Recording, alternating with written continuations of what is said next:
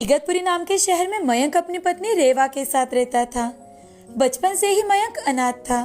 वो लोगों के घर को कलर कराने का काम करता था और उसी में अपना और अपनी पत्नी का गुजारा किया करता था। उसकी आर्थिक स्थिति कुछ ज्यादा अच्छी नहीं थी, जिस कारण मयंक की पत्नी उससे हमेशा ही नाराज रहती थी। मयंक एक ईमानदार और बड़ा ही मेहनती इंसान था, साथ ही बड़ा दयालु इंसान था। अगर कोई उससे मदद मांगता तो वो कभी भी पीछे नहीं हटता था और ये बात रेवा को बिल्कुल पसंद नहीं थी। एक दिन हमेशा की तरह मयंक काम पर निकलता है। तभी रेवा मयंक से, अजी सुनते हो, घर में खाने के लिए कुछ भी नहीं है। काम से आते समय बाजार से कुछ सामान लेकर आना और आज 2 रोटी और चटनी ही दी है, वही समय पर खा लेना।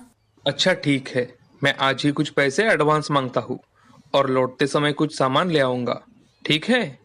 हाँ, लेकिन याद से लाना, नहीं तो शाम को भूखे पेट ही सोना पड़ेगा। मयंक काम करने के लिए घर से निकल जाता है। अब वो अपना काम शुरू कर देता है।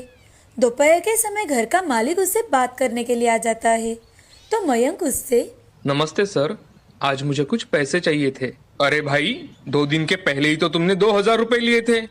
अब काम पूरा होने के बाद ही तुम्हें बाकी के पैसे मिलेंगे। सर, 500 रुपए तो दे दीजिए। नहीं नहीं, अब सारा काम खत्म होने के बाद ही पैसे मिलेंगे। ठीक है, जैसा आपको सही लगे। काम करते करते दोपहर हो चुकी थी। अब मयंक रोटी खाने के लिए घर से थोड़ी ही दूर पर एक पेड़ के नीचे जाकर बैठ जाता है और वो सोचने लगता है। तभी मन ही मन, अब अगर मैं शाम के समय कुछ सामान लेकर नहीं गया तो रेवा तो आज बहुत बड़ा बवाल कर देगी। लेकिन आखिर उसका भी सही है, भूखे पेट सोना बड़ा मुश्किल हो जाता है। लेकिन अब मैं क्या करूं? हाँ, मैं एक काम करता हूँ, ये रोटी ऐसे ही रख देता हूँ ताकि रेवा रात के समय पेट भर तो खाना खा सके। कल का कल देख लेंगे। उसे झूठ बोल दूंगा कि मैंने बाहर ही कुछ खा लिया था। मयंक सोच ही रहा था कि तभी वहां पर एक साधु आ जाते हैं और साधु मयंक से, बेटे, मैं 2 दिन से भूखा हूँ, मुझे बहुत भूख लगी है, क्या तुम मुझे कुछ खाने को दे सकते हो? साधु के ऐसे कहते ही मयंक को उन पर दया आ जाती है और वो बिना कुछ सोचे ही उन्हें अपने हिस्से की रोटी दे देता है। ये लो बाबा, मेरे पास ये रोटी और चटनी है, आप यही बैठकर खा लीजिए।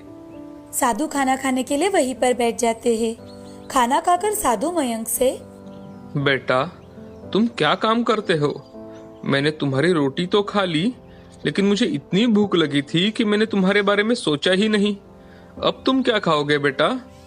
बाबा, मैं लोगों के घरों को कलर करने का काम करता हूँ। उससे जो थोड़ा बहुत पैसा मिलता है उससे ही मेरा घर चल जाता है। बचपन से ही मैं अनाथ हूँ बाबा, और घर में मेरी पत्नी और मैं दोनों ही हैं। बेटे, उन पैसों में तुम्हारे घर का गुजारा तो होता है ना? साधु की बातें सुनकर मयंक दुखी मन से उनकी ओर देखने लगता है। तभी साधु, कोई बात नहीं बेटा, तुम मुझे एक अच्छे और भले इंसान नजर आते हो। तुमने अपनी भूख के बारे में ना सोचकर मुझे खाना खिलाया है, इसलिए मैं भी तुम्हें कुछ देना चाहता हूँ। ये लो, मैं तुम्हें एक ये जादुई कढ़ाई दे रहा हूँ। तुम इस कढ़ाई से रात के समय जो भी मांगोगे वो तुम्हें मिल जाएगा, और जो भी पकवान तुम बनाना चाहते हो वो इसमें बन जाएगा। तुम्हें सिर्फ एक काम करना होगा, इसे चूल्हे पर रखकर मन में उस पकवान के बारे में सोचना होगा। आज के बाद तुम्हें किसी चीज की कमी नहीं होगी बेटा। ऐसा कहकर साधु वहाँ से चले जाते हैं। साधु जाने के बाद मयंक वहीं पर वो कढ़ाई रख देता है और अपना काम पूरा करने लगता है। शाम के वक्त अपना काम पूरा कर मयंक उस कढ़ाई को लेकर अपने घर लौटता है। उसे देख रेवा, ये क्या, आप ये कढ़ाई क्यों लेकर आए हो? अरे मैंने खाने की चीजें लाने के लिए कहा था, अब क्या आज भी भूखे पेट ही रहना होगा? रेवा की बात पूरी होते ही मयंक रेवा को साधु की कही बात बताता है। वो बात सुनते ही रेवा गुस्से से वो कढ़ाई चूल्हे पर रख देती है। अच्छा, तो ये जादुई कढ़ाई है? अगर इस कढ़ाई को मैं सोने के सिक्के मांगू तो क्या यह कढ़ाई मुझे दे देगी? ऐसा कहकर वो गुस्से गुस्से में ही सो जाती है।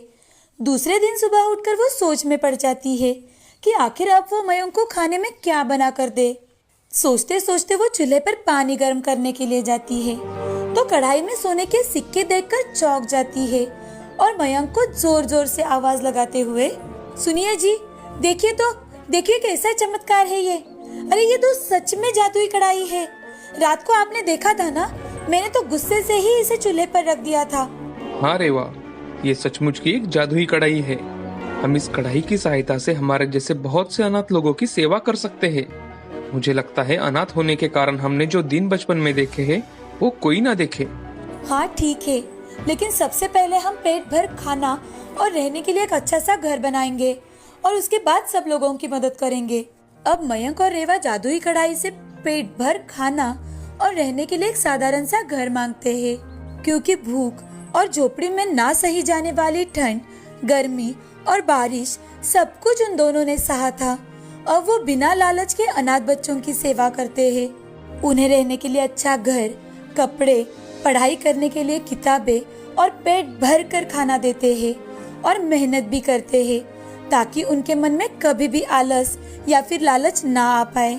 उसी से उन दोनों को बहुत खुशी मिलती है। अब मयंक और रेवा की जिंदगी में किसी चीज की कोई कमी नहीं थी। वो दोनों खुशी से अपनी जिंदगी जी रहे थे। अब उन्हें अनाथ बच्चों के रूप में कई सारे बच्चे मिल चुके थे जो इन दोनों को माता पिता कहते थे।